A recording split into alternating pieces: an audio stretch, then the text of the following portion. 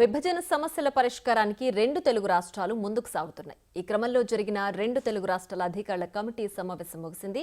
AP reorganisation చట్టంలోని అంశాలపై ఏపీలో తొలిసారి సమావేశం జరిగింది.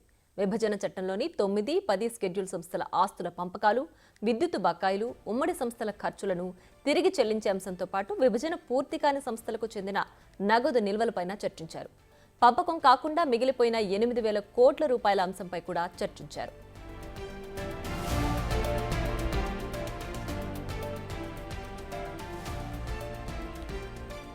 ఈ ఏడాది జూలై 5న తెలుగు రాష్ట్రాల సీఎంలు చంద్రబాబు, రేవంత్ రెడ్డి హైదరాబాద్లోని ప్రజాభవన్ వేదికగా భేటీ అయ్యారు. ఇద్దరు సీఎంల భేటీలో పలు కీలక అంశాలపై చర్చించారు. విభజనకు సంబంధించి అపరిష్కృతంగా ఉన్న అంశాలపై మాట్లాడారు.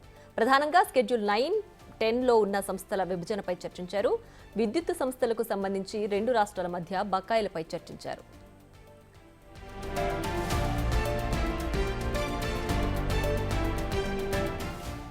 ఇక ఇరు రాష్ట్రాల ఉన్నతాధికారుల కమిటీ సమావేశంలో ఏపీ నుంచి సీఎస్, ఆర్థిక శాఖ కార్యదర్శి, హోంశాఖ కార్యదర్శి, ఎక్సైజ్ శాఖ ముఖ్య కార్యదర్శి, జెన్కో సీఎండీ, వాణిజ్య పన్నుల శాఖ చీఫ్ కమిషనర్ హాజరయ్యారు.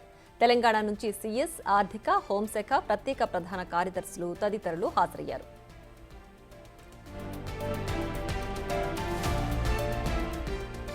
ఈ సమావేశంలో 3 అంశాలపై ఇరు రాష్ట్రాలు ఏకాభిప్రాయానికి వచ్చినట్లు తెలుస్తోంది. 861 కోట్ల రూపాయల లేబర్ సెస్ పంపిణీకి రెండు రాష్ట్రాలు అంగీకరించినట్లు సమాచారం. పన్నుల పంపిణీపై రెండు రాష్ట్రాల అధికారులు మరోసారి సమావేశమై ఓ నిర్ణయం తీసుకోనున్నారు. ఇక విద్యుత్ బకాయిలపై 9, 10 స్కెడ్యూల్ సంస్థల ఆస్తుల అప్పులపై రెండు రాష్ట్రాలు ఇంకా ఏకాభిప్రాయానికి రాలేదు. అలాగే ఎక్సైజ్ శాఖ అదనంగా ఇచ్చిన 81 కోట్ల రూపాయలను వెనక్కి ఇవ్వడానికి ఏపీ అంగీకరించినట్లు తెలుస్తోంది. డ్రగ్స్ నివారణకు రెండు రాష్ట్రాల పోలీస్, ఎక్సైజ్ అధికారులతో కమిటీ వేసేందుకు నిర్ణయించాయి. ఉద్యోగుల విభజనపై చాలాసేపు చర్చ జరిగినప్పటికీ ఇంకా ఎలాంటి నిర్ణయం తీసుకోలేదు. మరోసారి విభజన అంశాలపై చర్చించేందుకు కమిటీ నిర్ణయించింది.